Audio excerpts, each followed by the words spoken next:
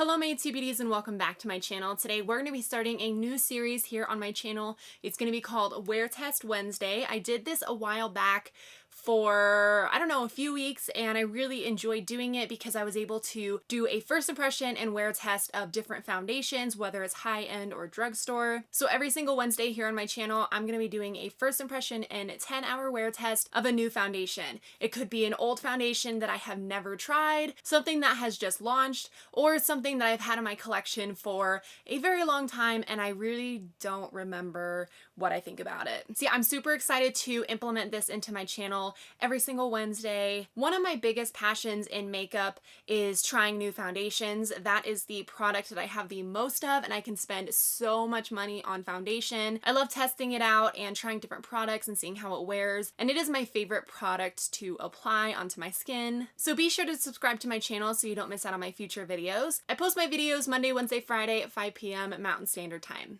Okay, I'm ready to try out this foundation. Yes. So here it is right here. This is what the packaging looks like. It comes in this cute little package. It says ColourPop and it says the No Filter Foundation. So this has 0.85 ounces of product. It's a little bit less than standard. Standard is 1 ounce, but the amazing thing is the fact that this foundation is $12. It is so affordable, which really was the reason why it caught my eye. Here is what the foundation looks like. So it has these cute little stars all over the packaging. That's one of the frustrating parts about pump foundations that don't have lids, is because when you are traveling with it or something like that, the top can get pushed and then product comes out. But with this, you don't have to worry about it. It actually twists to lock the foundation cap, so you don't have to worry about it getting pressed and accidentally having it shoot out some product. It's in a very nice glass bottle. I mean, it looks really nice. I have the shade Fair 35, and online it's described as a neutral foundation with peachy undertones for fair to light skin. Now I'm gonna explain to you how I got this color, because on their website they have something where you can find your shade in this foundation through comparing it to another brand. So I was able to go on their website and compare it to the Fenty Beauty foundation that I have. I am in the shade 170 in this foundation, and so I put that into the website and it came up with this shade Fair 35 as my closest match. Online it says that this shade is slightly less yellow than your current foundation selection. So it's a little bit less yellow than this one. The Fenty Beauty foundation is quite yellow. So this right here is the Fenty Beauty foundation, and I'm just going to swatch the ColourPop one and just see how they did as far as color match, because I'm curious to see if it actually is a similar shade to the Fenty Beauty one. So the top one is the ColourPop No Filter foundation and the bottom one is the Fenty Beauty foundation. I think they actually did an okay job at matching these two. This one is definitely a bit lighter than the Fenty one. I think it's close. Online it says that this foundation gives you flawless looking skin from day to night. It's oil free, lightweight, and it has coverage that's either sheer to buildable. It has soft blurring pigments and it looks and feels natural. Alright, so I'm gonna do half of my face with a primer because I really love this primer. It's the Dr. Brandt Pores No More primer, and I use this with almost every single foundation, so I know how it does when applied underneath a foundation. So I'm just going to put this on the right side of my face and see if this makes any difference with wearing the foundation, with it having a primer or not having a primer. I'm also curious to see if it applies any different with the primer side. Sometimes it can go on a little bit easier when you have a primer underneath. And I'm also gonna do half of my face with a sponge and half of my face with a brush just to see how I like to apply it. So I'm gonna put some on the back of my hand, and I'm actually gonna scoot you guys a little bit closer so you can see a little closer. So first let's apply this onto the back of my hand. See if it's super runny. Wow, it is very runny. So first I'm going to apply it with a sponge. This is the Sapphire Blue Beauty Blender, and I'm going to apply it to the side that has the primer. And when I am applying it right now, it is 11:02. I think the shade is like on point. I think that it matches my neck really well. Wow, I really like the way that this is sitting on my skin. It's giving me just a little bit of a radiant glow. I feel like that blended so fast. And I'm just going to see if it's buildable because this is just with one coat. So I'm going to add one more pump to the back of my hand and see how far that goes.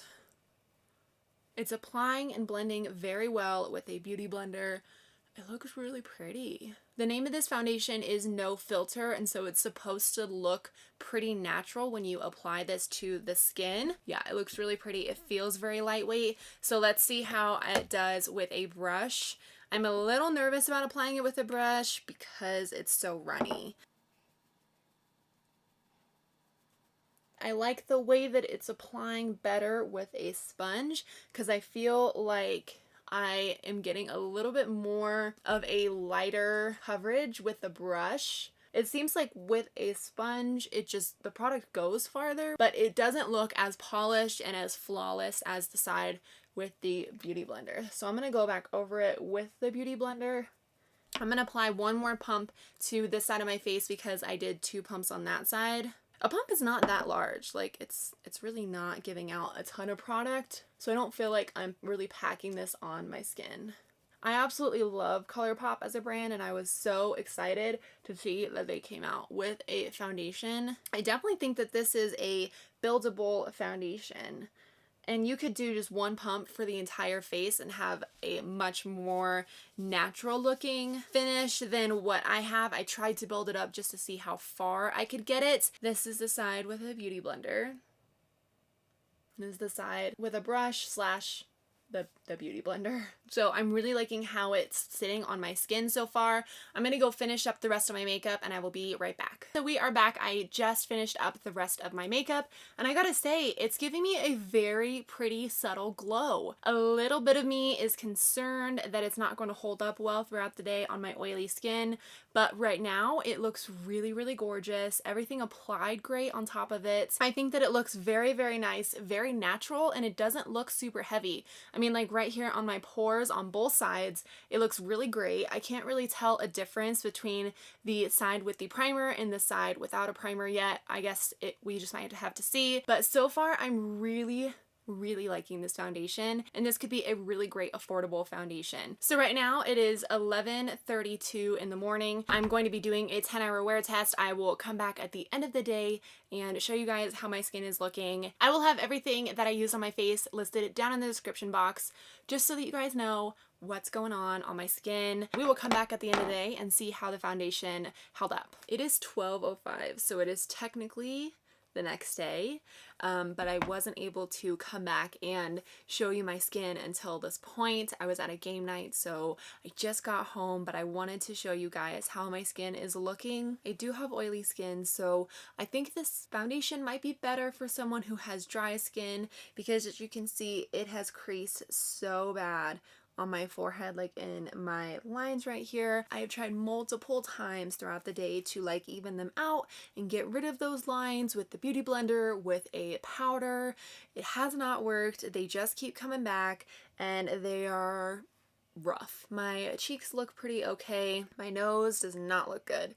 It is breaking up a lot right here on my nose and on my sides. Like I have little lines in my smile lines, which do not happen. Foundations don't settle into those lines. So I'm kind of shocked that I do have smile lines right now. That means that it's just really breaking up and getting very dewy and cakey on my skin. I think my biggest thing with this foundation is that it's just sinking really badly into my lines. It did not stay matte throughout the day. I look pretty oily and it looks very heavy on my skin. This foundation might have worked better for me if when I first applied it, I applied one pump to my entire face instead of 2 pumps on this side and 2 pumps on this side. Maybe it was just a little much. I'll have to definitely keep playing around with it. I think either I applied too much of this foundation or it just works better not on oily skin. I hope you guys enjoyed this video and I will see you guys in my next one.